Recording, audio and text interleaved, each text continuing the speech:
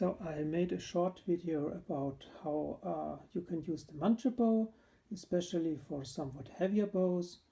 The reason for that is that I tried to learn that for some time now, and I found it quite hard to gather all the information basically from different places all over the internet.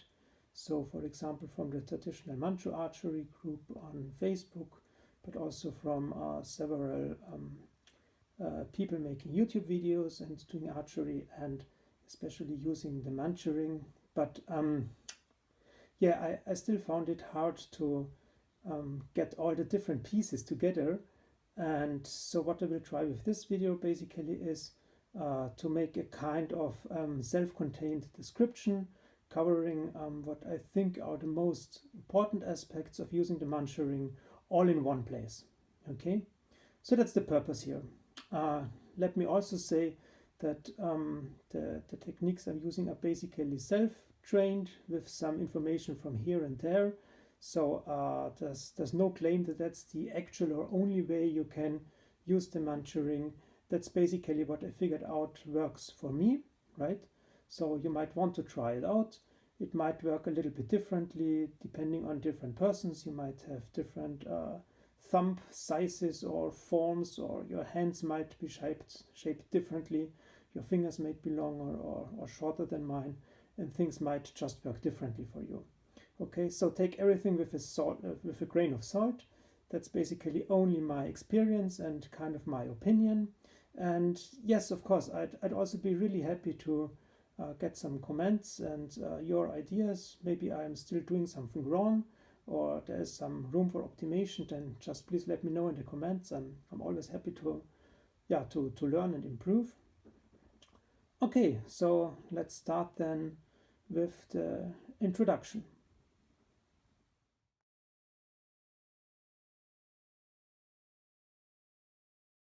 So let's first talk about the proper fit of the Manchu ring. So here I have a Manchu ring. Here I have my thumb, and that's one way to find out whether it will probably fit or not fit. So I pull it over my thumb, okay, oops, like this. And a nice fit is when it can be easily rotated here at this position when you pull it over your knuckle, but when you pull it on your knuckle, right? So when the ring sits on your knuckle, that's a position which you will use for shooting later on, then it should not rotate easily anymore. As you can see here, when I try to move the ring to turn it around, then it nicely sticks to the skin of my thumb, okay? And the skin of the thumb moves together with the ring a little bit. So if you have these two features, then the ring is probably quite a good fit for your thumb. Let me say one more thing, because sometimes thumbs change their size. So if you pull lots of heavier bows or go up in draw weight, then maybe your thumb will become a little bit thicker. It also may depend on the temperature. For example, in summer I think my thumbs are always a little bit thicker than in winter, and it might also depend on the day. For me again, for example, the thumb is a bit thicker in the morning than it is in the afternoon or something like that. So you might need more than one Manchu rings actually. Okay, so that's about fit. Let's move on.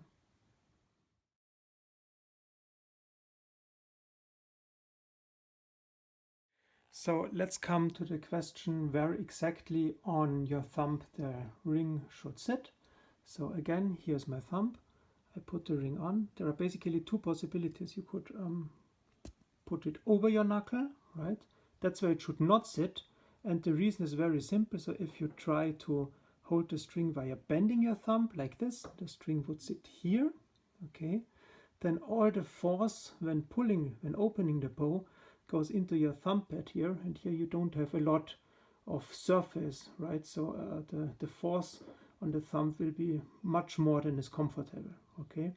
So this will not feel nice. It might work for lower poundage bows, but for heavier poundage bows, at least to my experience, that's very inconvenient, and maybe it might also hurt your thumb in the long process. So that's not what you want to do. Instead, you want to have the ring here over your knuckle, And where exactly then depends a lot on your specific thumb and hand form. For me, it sits best like here, so my knuckle is roughly here, let's say in the first third of the thumb ring. Okay, I can show you again when I move it off, so it looks like this, okay, when I wear it. But again, that's something you need to figure out, because everyone's fingers are a little bit different.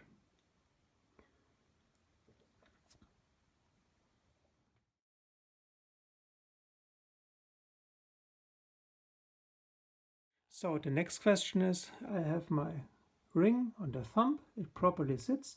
What am I doing now when I'm pulling the string? What is the thumb supposed to do, right? Because even if it sits there, there are different things you could in principle do. So one would still be try to bend the thumb, okay? And the other one is basically to try to leave the thumb as relaxed, right, and unbent as possible. Okay, I think it's a kind of a major mistake when you try to bend the thumb actively, right, in this position. Let me briefly show you why.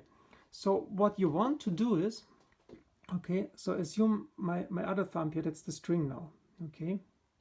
So you see what happens. I leave the thumb relaxed now. Here sits the string. And when I pull, when I exert pressure here, then what happens is that the ring topples a little bit. You see? It topples in this direction, and then it can't move anymore. It cannot go off my thumb because there's pressure and force is exerted here and here along the thumb pad in the inside, and of course here, right? That's why you have this nice curvature here that this can press against your thumb pad when the ring topples, and that's how it looks like basically.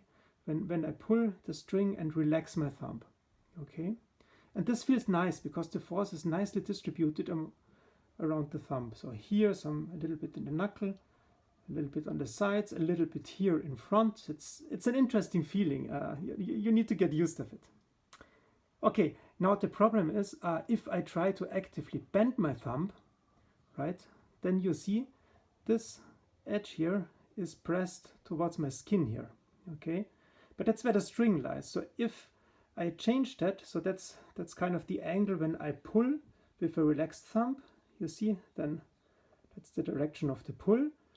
Then the string will nicely rest here and I will not have a lot of force here on my thumb, okay? But if I now try to bend it, first the thumb cramps, right? Second, the angle changes here and I will press the string more into my flesh here, so this will be kind of painful, okay?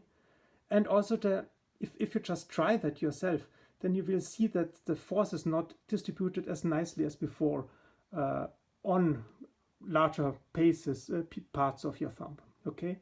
So these are some of the disadvantages. So again, what you really want to do is keep the thumb straight, okay? When pulling, here the string comes in and I'm pulling and not really doing much with my thumb. I try to keep it as relaxed as possible. So let me briefly show you with a bow and a string now how this would look like. So here's again my thumb ring. It already properly sits. And now let's add the string, okay? So that's with relaxed thumb, okay? You see it's quite straight. The ring topples, okay?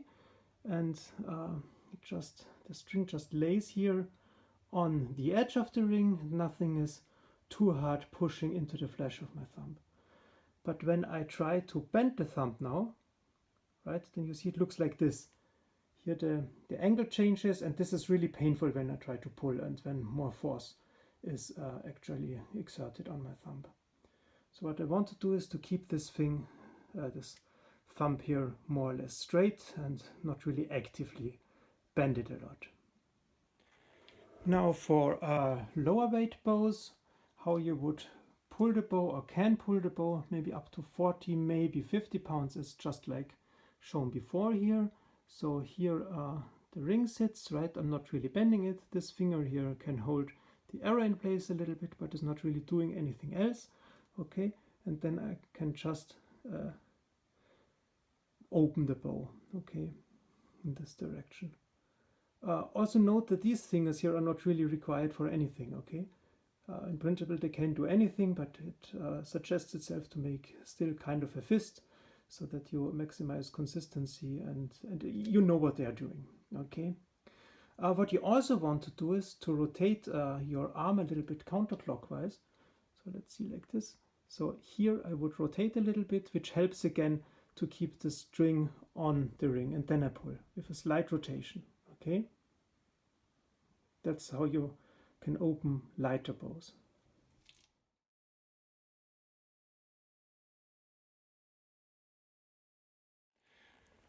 So for heavier bows, this method might not work that nicely, because still when you're doing that, your thumb, when you keep it straight, wants to go a little bit to the side, right? And if the bow becomes too heavy, it will just slip off.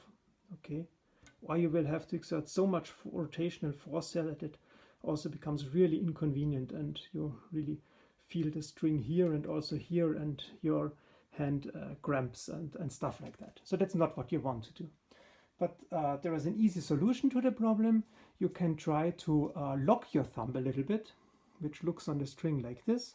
So in principle, you move your index finger here on this side of the thumb. There are different ways to do it. Some do it like this. You can do it like this here, right? You can do it like that here. It really depends again on the anatomy of your fingers, but the idea is always the same. You put your index finger here across the thumb, and then you have a nice kind of lock, okay? And now you can pull more safely and heavier drawbells. Let me show you without the bow. So that's basically what you're doing, right? So that's the normal grip. Okay, just have the ring here sitting. And now what you do is you put your index finger here over the thumb. But what's important again, don't press a lot, right? Just keep the thumb relaxed. The index finger is only here to support it, right? To avoid that it's moving into this direction, right? The thumb wants to go there, and the index finger just gently rests there and helps the thumb to stay straight. Okay, that's what you want to do. And now the nice thing is when you actually release, right, then you can also slightly snip your fingers open, which gives you, at least in my experience, a very nice and crisp release. Okay, so I can have, that's my string again, the thumb. I pull, pull, pull, pull, pull. I open the bow. Now I'm in full draw. Now I just snip my fingers open. And the same again with bow. So look, I go here. I make my lock, I pull the bow, and I snip the fingers open. So that's how you can use the Manchu ring for pulling kind of heavier bows. Okay, so finally let me briefly show what you can do if you have the arrow on the bow. Okay, so here's my Manchu arrow, here's my bow. Okay, now it sticks. So it then looks like this. Okay, so you're basically below the arrow here. I'm doing my lock here. I'm rotating counterclockwise, and a nice side effect now is that you see here my finger, when I rotate my wrist, actually presses slightly against the arrow. Okay, and this holds the arrow in place nicely. Okay, and another thing is, on the other hand, the arrow presses against the finger. So when I rotate, this lock here becomes automatically stronger, right? Because the index finger is pushed down by the arrow and the thumb wants to go up because of the pressure of the string. So I really don't need to exert much force. I just need to open the bow, rotate the wrist slightly counterclockwise, okay? And then the lock becomes stronger the more I open the bow. So that's how it feels, at least for me, okay? And then again, I'm just snipping off my fingers, and the arrow goes.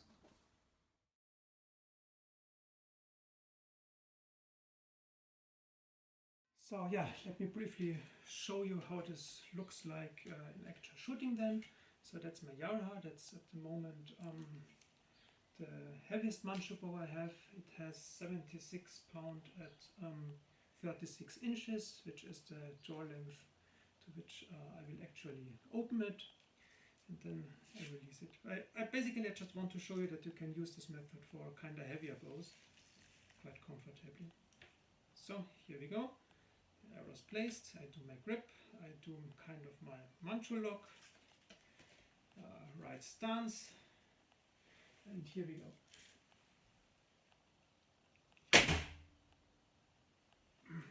Yeah, and that's it.